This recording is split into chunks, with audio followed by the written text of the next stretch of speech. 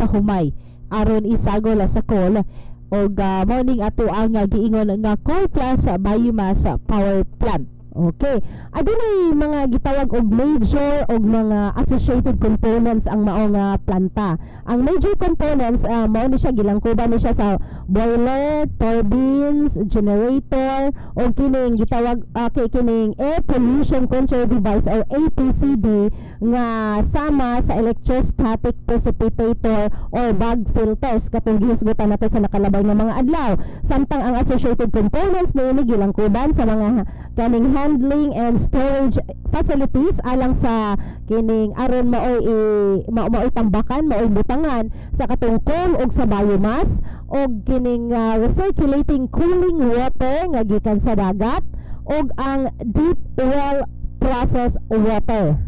Okay, so kini anaa sa associated components nga initial nga tubag ni atong caller nga taga hinaplanon diin nangutana ko nganong dili naman lang ta magbutang og generators dito sa may Limon Sudan sa barangay Rugungon tungod kay kinahanglan man nga duol sa dagat ang planta alang sa ilang cooling system og kung unsa ni sa maabot nga mga adlaw ato kining ipa-explain og engineer nga makapasabot gyud pag-ayo or makapaabot gyud or malamdagan ang mga pangutana no kay kita dinhi kay kuan naman ta ME murag engineer.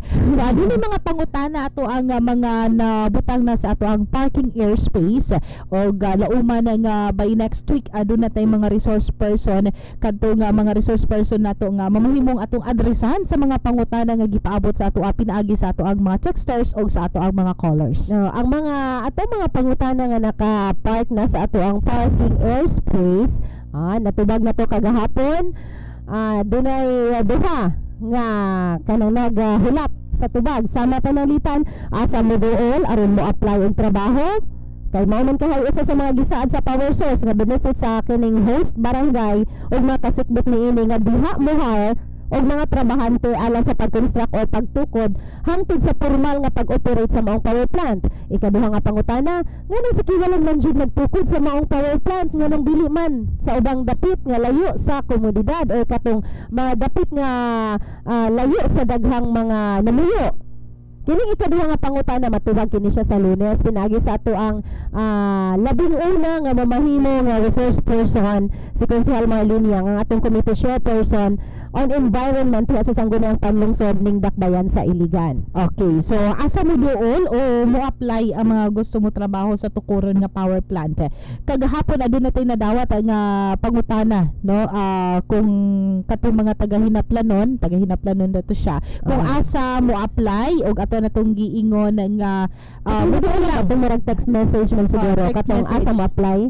Okay, taga-hinaplanon siya nangutana og asa nga barangay asa sila pwede mag-inquire kung gusto kung mga apply sila ato ang gitubag kagapon is pwede rin sila mo doon sa ilang purok president pero adunay mga tubag usab ato nga gikabutyag kagahapon nga 50% sa mga trabahante nga kuhaon sa pagatukuran nga planta is i-priority gyud ang host barangay.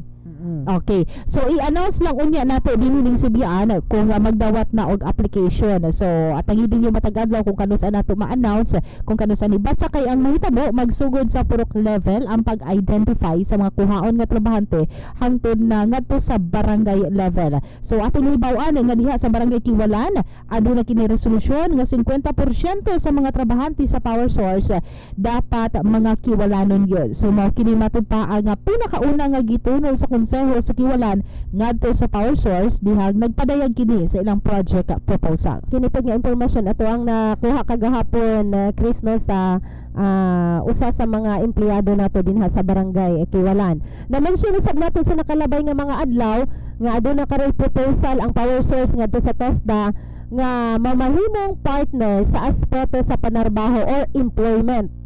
Kini aron ang mga bitang mga aplikante alang sa posisyon nga nagkinahanglan og skilled workers ipailawom kini sa training sa TESDA ato naman ni siyang na-mention sa nakalabay nga mga adlaw.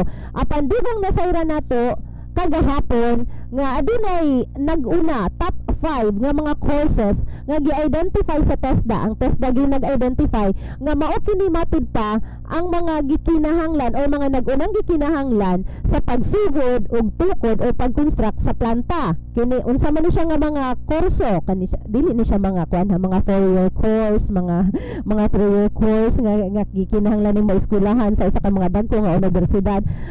Mahimo ning eskwelahan sa TESDA. Ang TESDA nag-recommend ani nga ingon ang TESDA kani siya nga mga skills, kani siya nga mga kurso mo jud ni siya gikinahanglan ninyo kung magsugod ang usa ka planta sama niini nga power plant sa power source. Una, shielded metal arc welding NC2.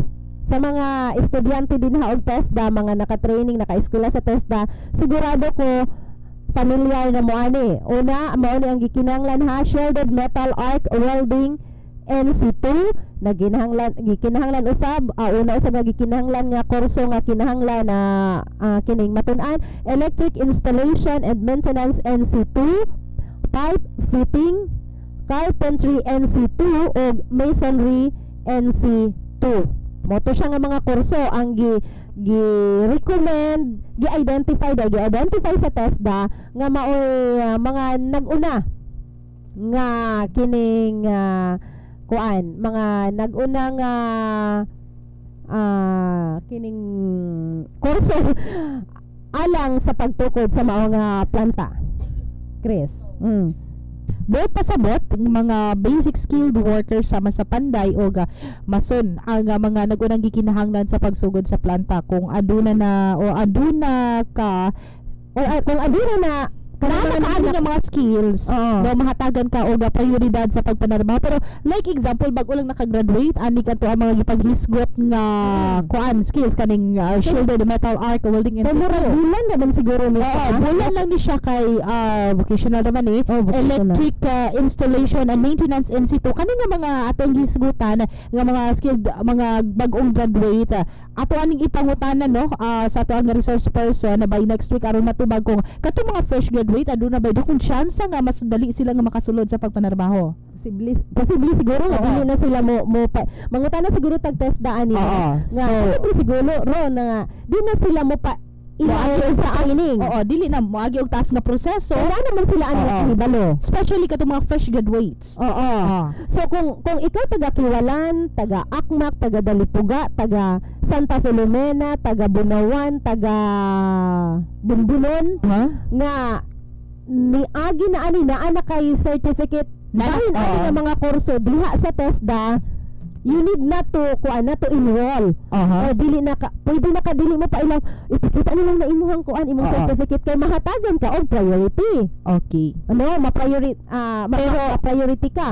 Kay ato ara bang gi-mention Chris no nga ubay-ubay gyud ang mga trabahante nga gikinahanglan, mga skilled workers nga gikinahanglan sa pagsugod o construct sa planta. Okay, so especially karon daghan kaayo tag mga bag-ong graduate sama niini ato mga gipaghisgutan nga mga kurso gikan sa TESDA. So kung dili ni makuha ang 50% gikan sa Kiwalan, siguro adunay mga chance usab ang katong uban nga mga barangay bisag dili mga kasikbit nga barangay sa Kiwalan ang ato ang host na barangay like dinhi sa Suarez, dinhi sa barangay Dalipuga kay daghan kaayo tag mga estudyante usab nga wala na nagpaday sila nga 4-year course kun dili naa na sa TESDA. Correct. Dayon pero katong giingon nato ni-mention nato kaganina nga kuan katong 50% katong resolution sa Kiwalan. Resolution sa Kiwalan nga ilang gihangyo national resolution ba nga gihangyo nila ang power source nga i-priority pwede 50% sa inyong i-hire nga trabaho bote pasabot i-hire nga trabahante bote pasabot 130 man daw kuno ang gikinahanglan sa construction pa lang, sa construction period 130. So 50% ani kung pwede kuhaon sa Kiwalan, kung pwede mga Kiwalanon. Pero giklaro po din sa taga power source nga kung kanang ang mga skilled workers or mga qualified dili gyud ang 50% dili tanan qualified of course dito na ta mokuha sa Uban nga mga barangay. uban nga mga barangay. So andam-andam lang ang katong atong mga fresh graduates nga mga students no kaning nagkuha og kurso sa TESDA nga shielded metal arc welding in situ, electric installation and maintenance in situ, pipe fitting, carpentry in situ og masonry in situ. No mo na siya ang mga gikinahanglan nga mga skilled workers sa pagatukuran ng coal plus biomass power plant dinhi sinakbayan sa Iligan sulod sa Lafarge nga nanahimutang sa barangay Kiwalana. Katong dunay mga pangutana diha, mga padayon karon nga nagsunod nato. Ang ato ang text line open ang sa mga smart subscribers, it's 0920-325-8198. Og sa ato ang TM of Globe subscribers pwede mo ma-text sa 0935-492-6271. Ato ang mga hotline numbers usaba, doon na tayo duha ka hotline numbers sa 221-2690 o 221-6070. Rumble na siya. Joke. Target na lang. Mukuan jud, muhirit jud ana. Carrasco family mayong buntag din naminaw sila karon Ate Belen og sa iyang mga apo si Makay, si Zach og si Tria. Good morning sa inyo ha. Mayong buntag sa taga Purok 16 doon ba ni sa inyo ha? Mantikaw. Purok 16 dili. Mga taga Purok 16 naka-monitor sila, nag-text mayong buntag sa inyo ug mayong pagpaminaw. Purok 18 man amo Pero among silingan Purok 7. Pwede na day itapad. Okay. This up. Nagunahuna sad kuno nga nung nagtapad man ng 7 og 18. Kay bisag unsaon ang tapad sa 18, 16 yun. Then ang usa ka tapad na mga purok 6. Okay. So ang 18 gipatung-an sa purok 6 ug 7. Panawagan og ahanay mo tang purok 19 o purok 17 palihog lang kog uli dinhi sa station kay atong i-turn over sa tapad sa purok 18. Okay. So kagahapon katong mga naka-park sa ato ang parking airspace nga pasensya na sa ubo nga may bisita na to. Pangaging si Mama. Wala pa plano nga muhawa no. Okay, padayon sa dinha sa imuhang pagpulagaw joke. Okay, naay mga text ato ang nadawat dinhi. Good AM ma'am. Pangutanan ni siya, good AM ma'am. Gika na sa last of 4 digit number 6116. Good AM ma'am, kanang wala kahuman og high school pwede maka-work. May skills naman ko sa mason. Oo. Okay ra na siya. Excited ka mo to. Excited mo to wala na on ang microphone. Actually pwede bisag ang kanang basta naa kay kuan, basta naa kay certificate ka. Oo. Na kay national certificate to NC2 sa kining atong gipaghisgot ng mga kurso gikan sa TESDA. Oo. Dayon mga kuan ba kinahanglan mangutana sa siguro no kay daghan man gud karon Chris nga kanang tungod sa experience bitaw nila maayo na siya nga panday.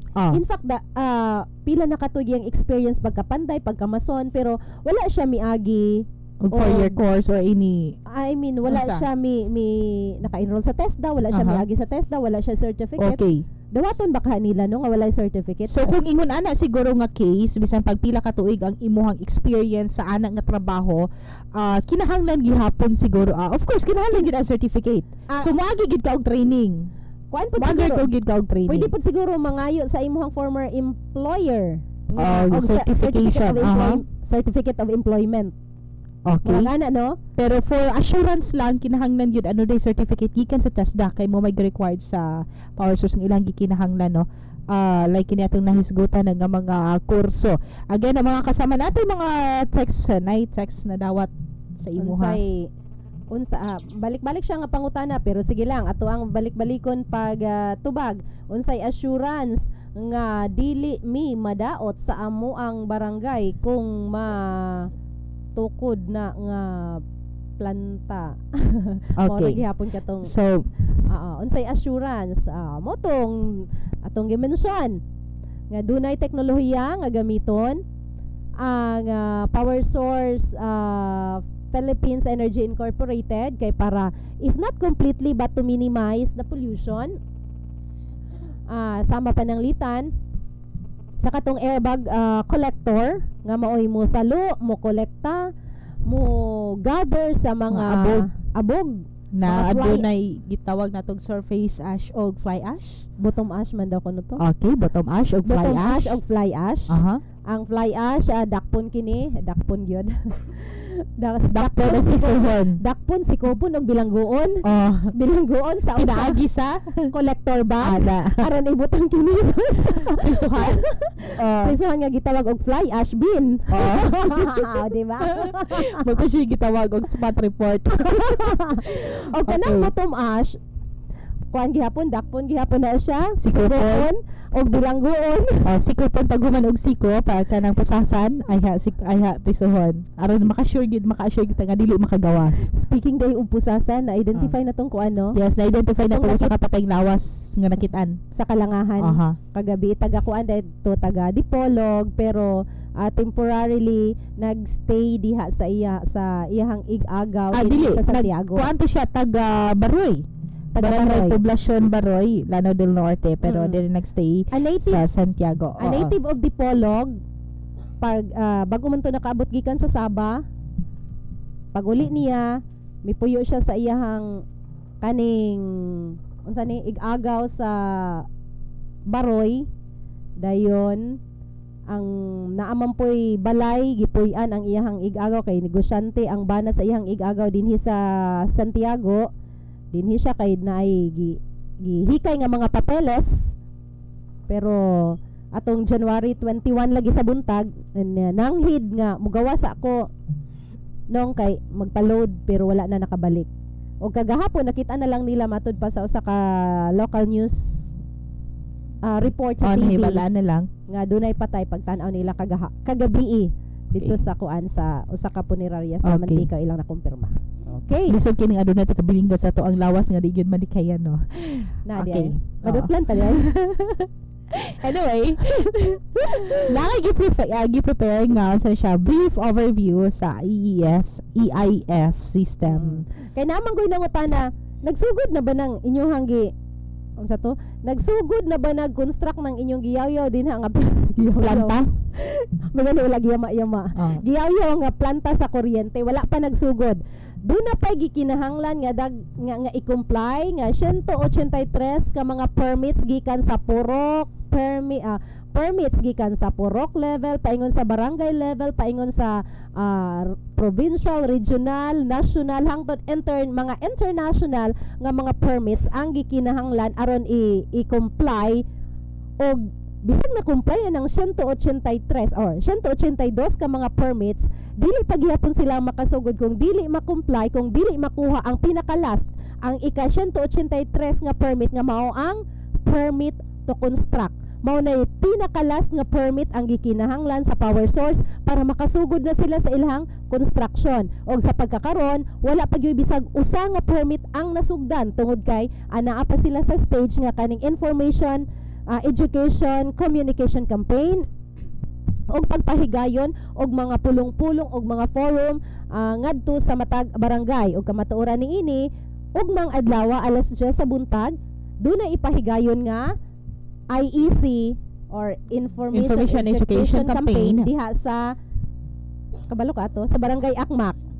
Sa Barangay Akmak alas 10 sa buntag. So tomorrow na siya, last week dito man ta sa Barangay Dalipuga. Okay, Sabado man ta karon no?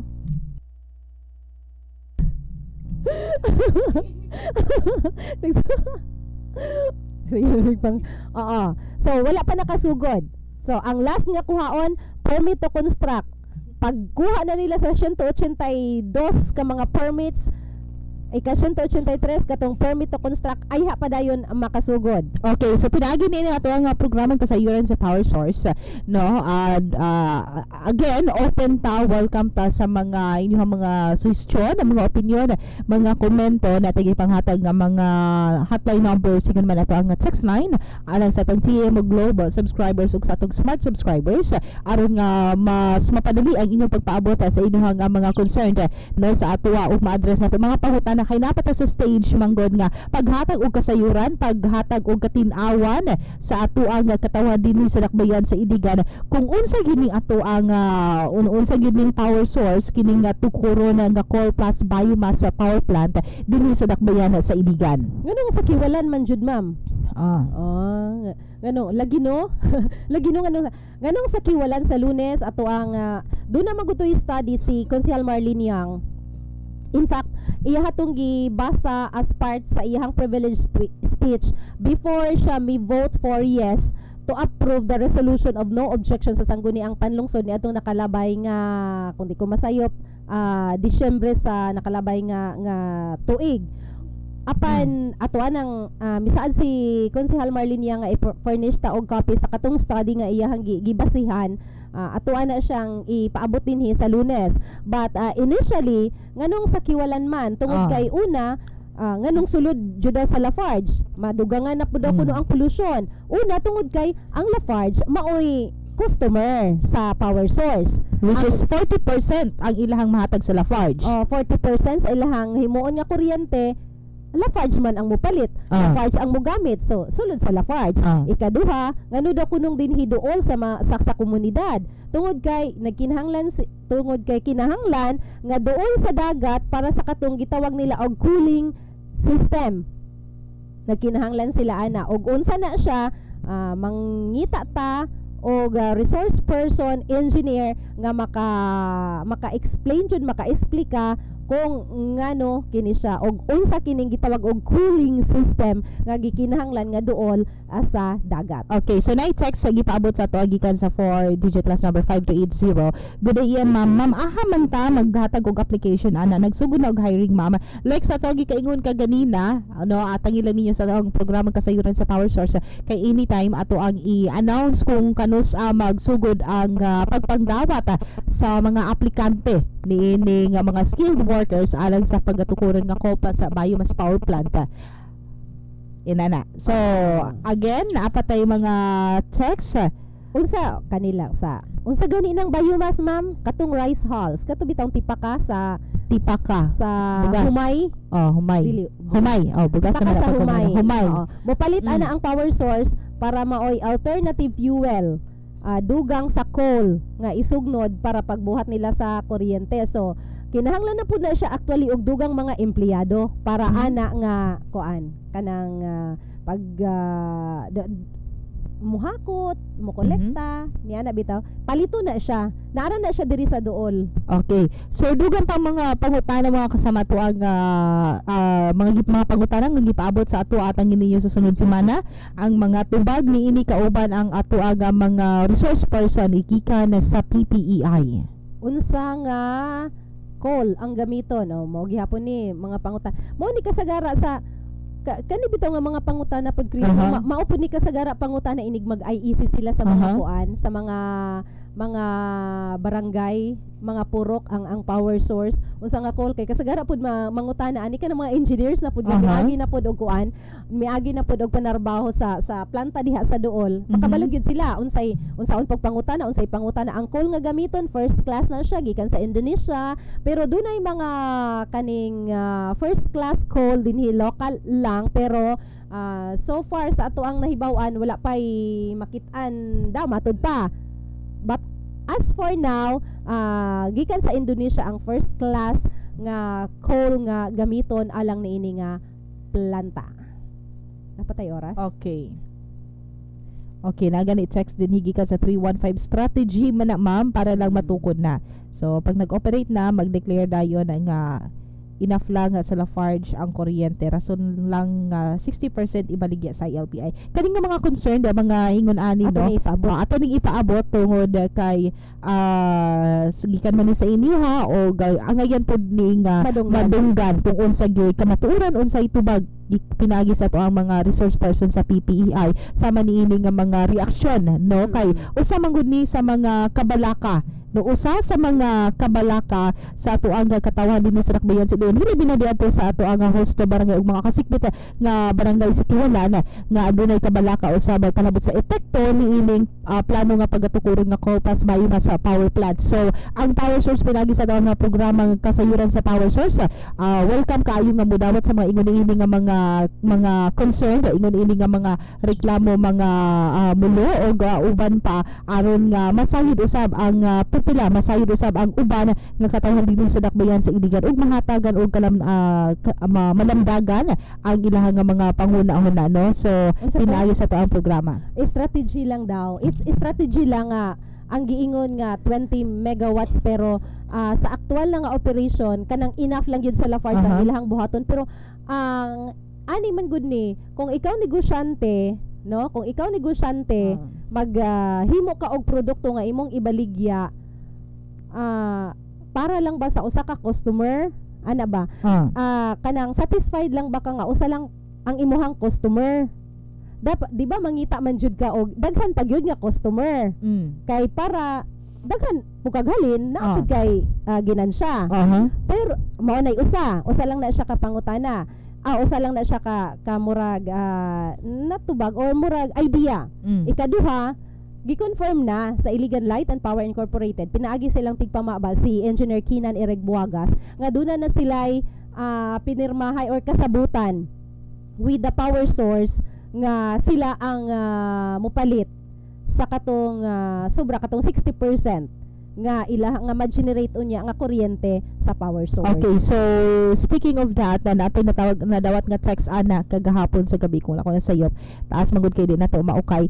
Ang ilaha lang nga concern is doon na ay pinirmahan nga ang ILPI ang mo usa sa mga mo palit ni ana nga nahibilin nga 60% nga kuryente nga ma-supply sa coal sa biomass power plant nga wala pa man gani day natukod, wala pa na sugdan og construct.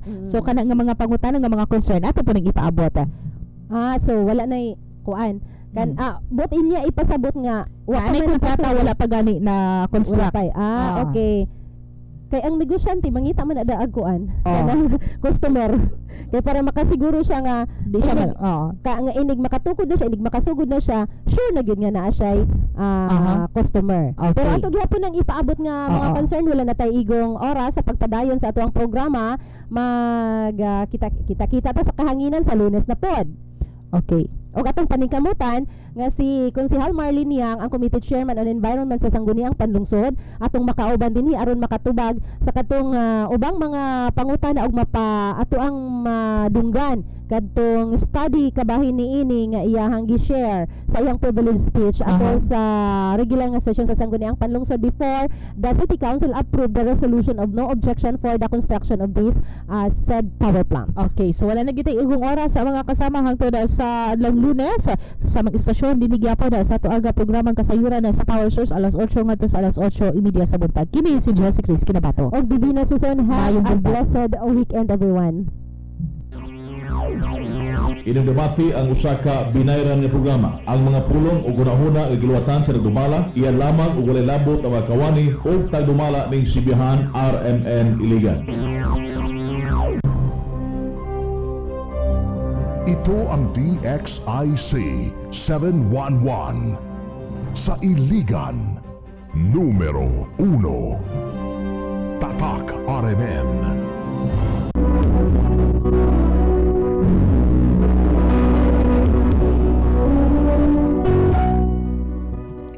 Kung ako'y pasultihon, ako moingon. Nga kung makusukuso kanimo ang mga kasakit, ihangad lang ang tanan sa langit. Kung ako sa bang pasultihon, ako sa moingon, nga ayaw panganduya nga mag-abot ang yuta o ang langit, kay kitang tanan mapiit. Kung ako ang pasultihon, tulumanon nga mao'y iwag sa nangitngitan ng daan nga napagngan sa kahayag. O sa katulumanon nga ning silong sa langit ug ibabaw sa yuta, mao'y lamdag sa nagduhiraw mong huna-huna.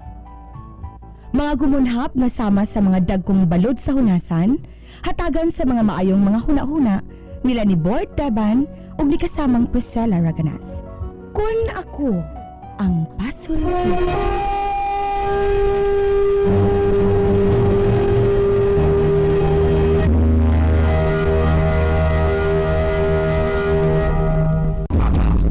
RMN. Yutan Jumbo, bagong bato to. Jumbohan na to, umusta na mo. Pressure pareho, 850 pa rin to. Bagong Thai Jumbo, bossing sa kabutihan, 850 SRP. Halos dili makatuo ang mga senior citizens nga makauli sila gikan sa pagka-admit sa IRA Hospital and Pharmacy nga wala gyud excess nga mabayaran. Kini tungod kay nag-implementar man karon ang hospital og no balance billing. Nabuot ipasabot nga igo na lang ang membership sa PhilHealth nga may madubag silang bayaron. Ang IRA Hospital and Pharmacy adunay mga bag-o nga kwarto para lang gayud sa mga senior citizen. Mahinlo, air condition ug hapsay gayud ang imong pagpuyo. Bag-o ang pamaagi sa pagserbisyo sa INR Hospital. Matod pa sa nakapaadmit na, giatiman gayud sila sa mga maabi-abihon ug matimanunon nga mga nurses sa hospital. Sulod lamang sa 5